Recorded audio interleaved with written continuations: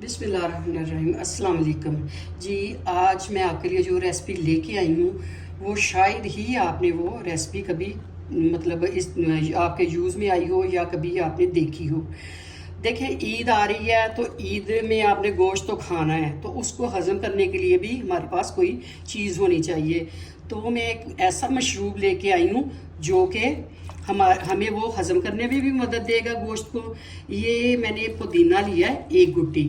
ये हमने जड़ों समेत ही इसे इस्तेमाल करना है, इसको इसके पत्ते नहीं काटने, क्योंकि अल्लाह ताला ने जो अफादियत रखी है किसी भी चीज़ में तो उसके हमें ज़ाया नहीं करना चाहिए। ठीक है, बिस्मिल्लाहिर्रहमानिर्रहीम जी। ये मैंने 4 किलो पानी लिया है, तो इसमें जो चीज़ें जानी है वो मैं आपको बताती हूँ। ये मैंने इमली ली है, ये आधा पाव इमली है, ये इसमें जाएगी।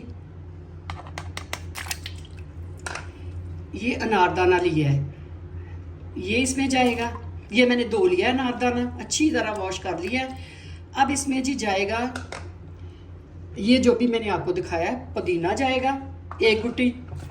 आप यकीन करें कि अगर ये आपने इस मशरूब इस्तेमाल किया कि आपने गोश्त खा लिया है, कलेजी खाई है, जो कहते हैं जी हमें हज़म नहीं हुई, तो मुझे कमेंट्स करके आपने बताना है कि आपको वाकई कलेजी गोश्त हर चीज़ हज़म हो गई है जी। अब मैंने इसमें पुदीना जड़ों समेत डाल दिया है। अब मैं इसको आग पे चढ़ाऊँगी जी। अब मैंने आग पे इसे चढ़ा दिया, तो ये पकेगा। तकरीबन ये 4 किलो है, ये 2 से 2.5 किलो रहना चाहिए पानी। तो इसके बाद इसमें जो चीज़ें शामिल होनी है कोई ज़्यादा ख़ास नहीं है, तो वो मैं आपको बाद में बताती हूँ। इसको हम ढक देंगे और उबाल आने तक हम इसे देखते हैं। मैंने आग बंद कर दी है और इस पानी को अब मैं छानने लगी हूँ।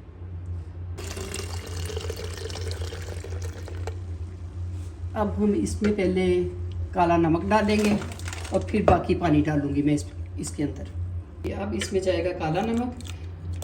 काला नमक आपने अपनी पसंद के मुताबिक डालना है। तो इसके बाद मैं इसे मिक्स करती हूँ और बाकी इसमें पानी डाल देती हूँ।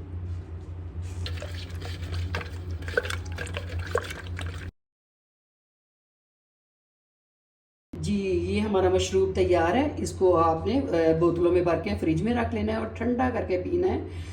ये मैंने शुगर फ्री बनाया है, अगर आप चाहें तो इसमें चीनी भी ऐड करके इसको पी सकते हैं जी। इसको आपने फ्रिज में रखना है बोतलों में डाल के। तो ये जिनको भूख नहीं लगती या जिनको गर्मी का मसला है, ये उसके लिए बहुत फ़ायदेमंद है। आप इसे बनाएं और देखें, गोश्त खाएं जितना मर्ज़ी, पेट भर के गोश्त खाएं और उसे हज़म करने के लिए ये मशरूब भी है।